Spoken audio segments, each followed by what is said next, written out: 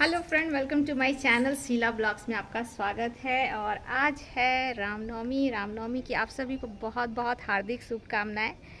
अभी सुबह की शुरुआत आपको दिखाते हैं क्या चीज़ से हो रही है। देखिए, आज रामनवमी की तैयारी हो रही है, ध्वजा उठेगा तो उसके लिए सेविंग चल रही है। स्नान, ध्यान, पूजा पाठ आज यही सब चलेगी। कुछ महिलाएं वहाँ से पूजा करके आ रही है जो गली में दिख रही है। ये देखिए,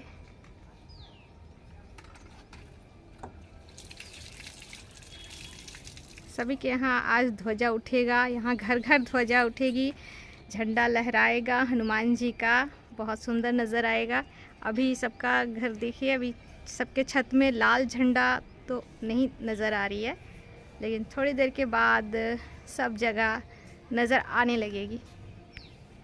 और ये अप्रैल मंथ में ये फ्लावर खिलता है, बहुत सुंदर लगता है देखने में। ये पूरे 1 साल के बाद ये नज़र आती है। पूरे 1 साल वेट करने के बाद ये फूल खिलना स्टार्ट होता है और ठीक अप्रैल में ही खिलेगी। तो इसे हम लोग अप्रैल फूल के नाम से भी जानते हैं और मदन मोहन भी कहते हैं। ये लिली प्रजाति का है, बड़ा साइज़ होता है। ऐसे तो छोटे भी होते हैं, लेकिन ये बहुत खूबसूरत लगते हैं, मन मोह लेता है। ये अभी इतना ही फूल हुआ है। उसके बाद यहाँ कलियाँ भी आ रही है, कलियाँ भी धीरे धीरे आ रही है। ये देखिए नीचे से ग्रोथ कलियाँ देते जा रही है। इस साल कुछ ज़्यादा ही कलियाँ आ गई है।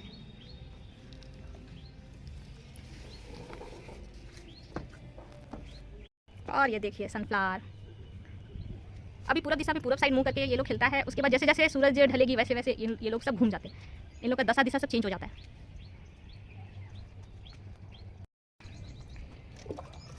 सभी गमलों में पानी दिया जा रहा है। सुबह सुबह अगर हम लोग दे देते हैं तो सारा दिन पौधा खिला हुआ रहता है। पूरा 24 घंटा में एक बार अगर आप पानी दे देते हैं पौधों में तो हरियाली बनी रहती है। वरना इतनी गर्मी पड़ रही है, ये लोग सारा दिन मुरझाया हुआ लगेगा। ये पॉपकॉर्न का 2 डब्बा आया था मेरे घर में, तो उसमें मैं ये पटुलिका लगा दी।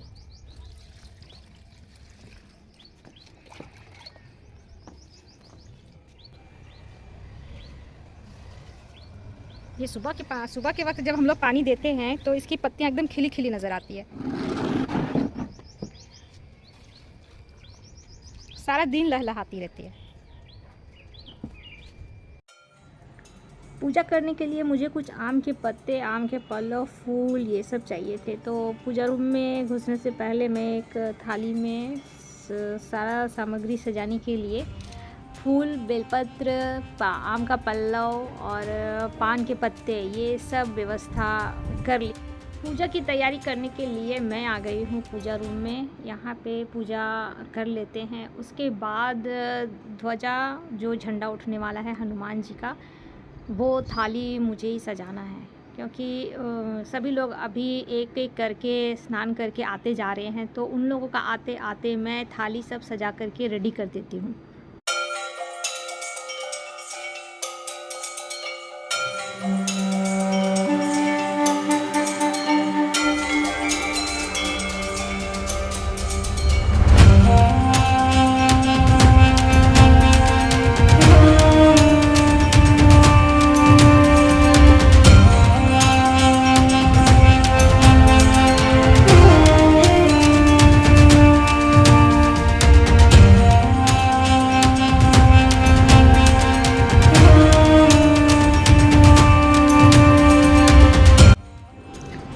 बांस जो आती है उसे हम लोग ध्वजा कहते हैं। और ध्वजा में लगाने के लिए झंडा आ चुका है, जिसमें प्रभु श्री राम और हनुमान जी दोनों की तस्वीर लगी हुई है।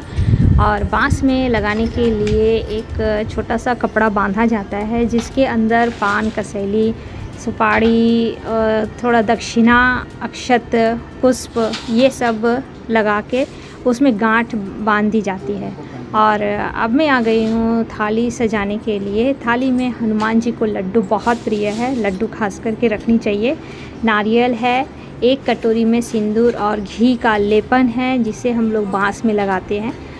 दीपक रख लिए घी के, और जो अगरबत्ती, माचिस, घंटी और एक बुक लेकर के नीचे जाते हैं जहाँ पे तुलसी चौरा है, क्योंकि यहाँ पे जो आरती सारा पूजा हो जाने के बाद आरती होती है, तो मुझे आरती याद नहीं है, इसलिए मैं बुक लेकर के जाती हूँ, बुक को देख करके पढ़ती हूँ। और आम का पल्लव भी साथ में रहता है, क्योंकि उस पल्लव से जो ध्वजा का खूबसूरती है वो बहुत निखर करके आती है। पूजा शुरुआत होने की खुशी में बांस का ऑर्डर पे ऑर्डर हर जगह शुरू हो जाती है, तो बहुत मुश्किल से हम लोगों को भी ताज़ा बांस और ये जो लचीलापन जो देख करके लिया जाता है वो मिल गया। अब इसे नीचे में ये लोग आकर के बांस को धो रहे हैं, क्योंकि अभी पूजा की थाली तैयार नहीं हुई है, तो जल्दी से धो करके ये ऊपर आ गए हैं मेरा हाथ बटाने के लिए। जो कपड़ा बांधा जाता है बांस में उसकी तैयारी कर रहे हैं, और थाली मेरा रेडी हो रहा है। अभी भी कुछ ना कुछ सामान बाकी है रखने के लिए, एक एक चीज़ याद आ रही है, एक एक चीज़ रखते जा रहे, क्योंकि जो मेरा पूजा का जो सामान है वो मैं अलग अलग डब्बे में रखती हूँ, जिसके वजह से जब पूजा की थाली तैयार करते हैं तो उस समय थोड़ा सोच सोच करके रखना पड़ता है कि नहीं, अब इस थाली में ये चीज़ चाहिए, ये ज़रूरी चीज़ चाहिए, तो उस हिसाब से थोड़ा टाइम लग जाता है।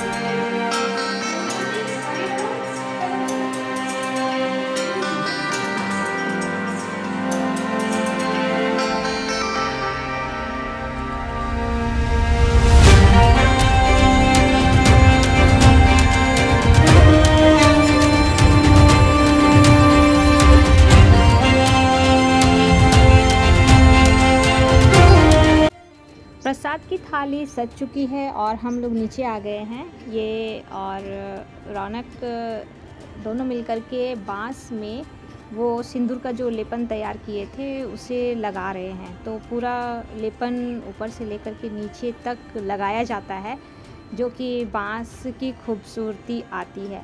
और हनुमान जी को जैसे सिंदूर लगाना बहुत प्रिय है, जैसे सीता माँ बताई थी, तो उसी तरीके से हम लोग साक्षात हनुमान जी हमारे घर में जो बांस से ध्वजा है वही है, इसीलिए पूरा सिंदूर का लेपन इस पे लगाया जाता है।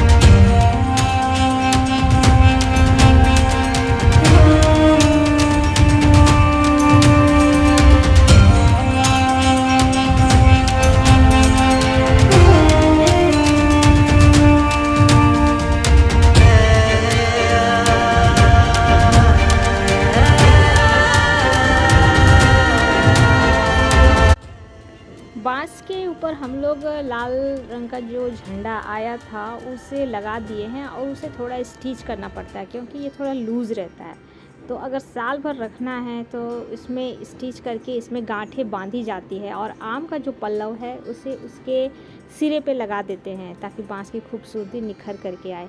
और यहाँ लेपन पूरा लग चुका है, तो इसे हाथ पोंछने के लिए बोले एक डस्टर है उसे यूज़ कर लो वरना स्लिप करेगा। तो दोनों मिलकर के झंडा को उठाएं जय श्री राम कहते हुए, और बहुत ही अच्छे तरीके से झंडा को लगाया गया।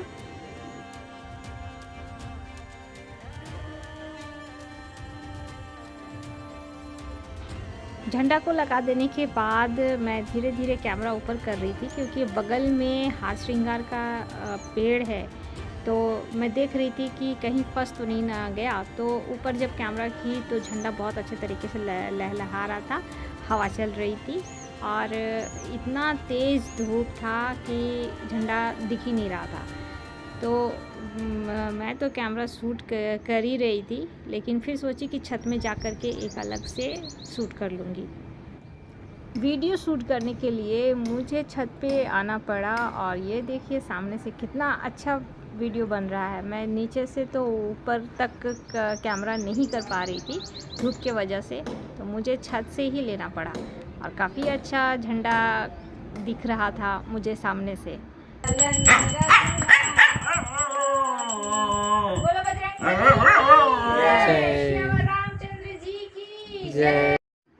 पूजा हो गई, आरती हो गई और मैं वहाँ से प्रसाद की थाली लेकर के सीधा रूम में आए, क्योंकि हम लोगों को मंदिर भी जाना था। तो मंदिर जाने के लिए जल्दी जल्दी हम लोग प्रसाद बांटे, नाश्ता किए। उसके बाद आज हम लोगों का जो भोजन था वो मंदिर में ही था, वहाँ पे खिचड़ी वितरण किया जा रहा था। 2 बज गए थे घड़ी में। उसके बाद हम लोग घर से निकले और मंदिर में भी काफ़ी देर तक कन्या पूजन, हवन सब हुई। वहाँ भी काफ़ी लेट हो चुकी थी। उसके बाद वहाँ पे प्रसाद बांटा गया।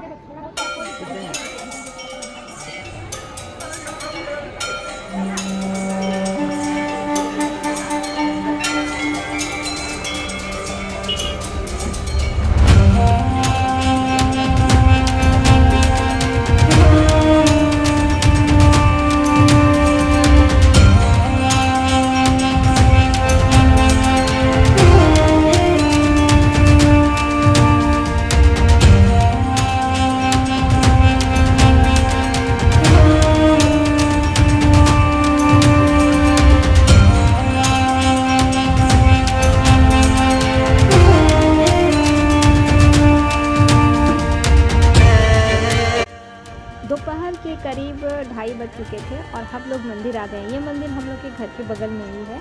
यहाँ पे कन्या पूजन और हवन जो हो रहा था उसी में टाइम लगा और हर साल यहाँ पे इसी तरीके से खिचड़ी प्रसाद मिलता है। सभी भक्त यहाँ पे आते हैं, सभी खिचड़ी प्रसाद ग्रहण करते हैं और माँ यहाँ सबकी मनोकामना पूर्ण करती है।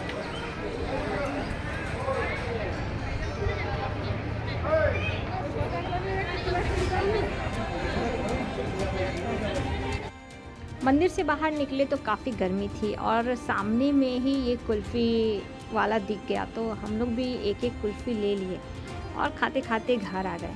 तो आज की वीडियो आप लोगों को कैसी लगी कमेंट्स में ज़रूर बताइएगा। मिलते हैं नेक्स्ट वीडियो में, तब तक के लिए धन्यवाद।